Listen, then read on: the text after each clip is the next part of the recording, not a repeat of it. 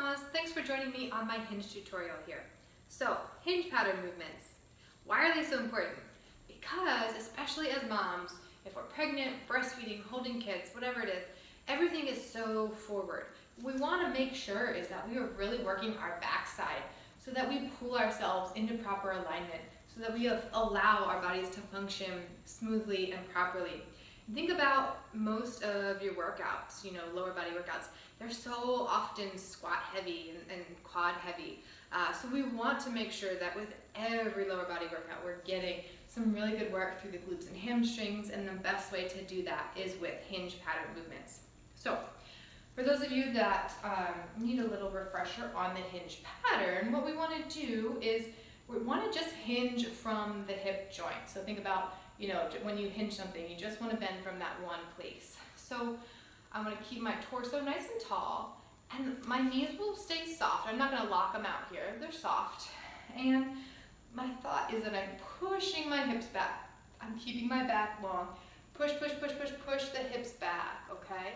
And then when we think about standing, we don't want to just kind of like lift up from the chest. We want to really feel our glutes and our hamstrings squeeze and pull us back up. Okay, this is one that's really easy to sort of cheat. You can do the movement without actually feeling it where you're supposed to feel it. So again, push those hips back, like reach your butt back like you're trying to touch someone behind you. Keeping the knees soft, but we're not bending like in a squat. We're keeping the legs long, okay? Keeping the spine also nice and long. And then when we come to stand, we squeeze the butt and we pull with those hamstrings. Now, how I know I went low enough on a hinge movement is my hamstrings kind of hit that point where they feel kind of long and tight. I can kind of feel them like they kind of give me that, I'm gonna break here. I'm not the most flexible person. If you're super flexible, you may be able to go lower.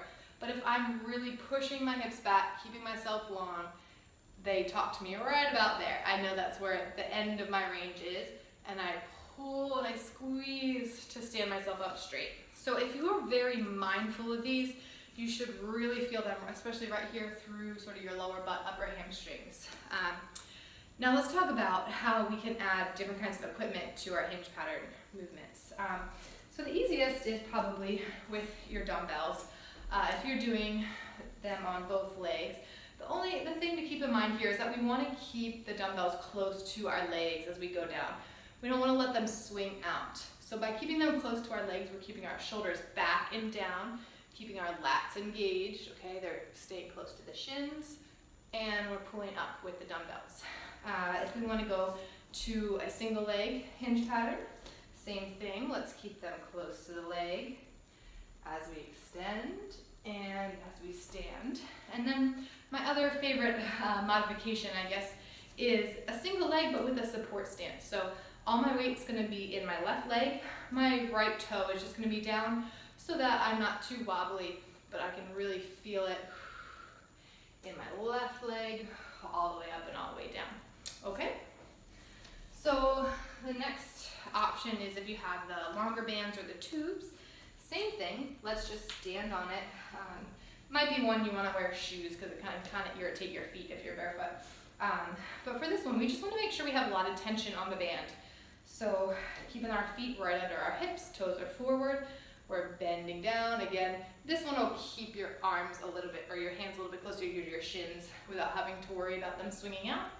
But let's make sure our shoulders are back, our lats are pulling down, and we're getting that hinge work with the long band. Same thing if you're switching to one foot.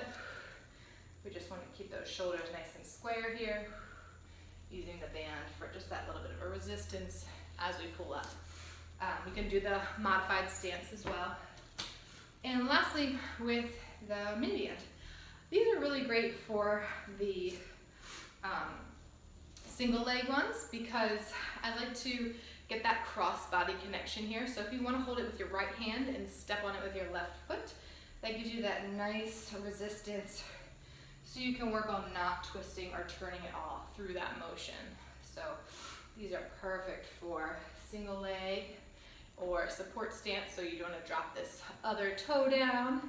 just use that for balance. You can always, always, always switch, you know, your stances, getting into that support stance. The only one that a mini band is a little bit trickier for is the double leg hinge pattern or deadlift. For this one, I usually would like to do it with just one hand holding the band. So I would probably alternate about halfway through my set, just using the band under both feet here and keeping the hips and shoulders nice and square. Okay, so let me know. Hopefully that was helpful. Again, you can do these movements very intentionally with no resistance, and you're also going to feel it right there through the hips and the glutes. Thanks for joining me today, guys.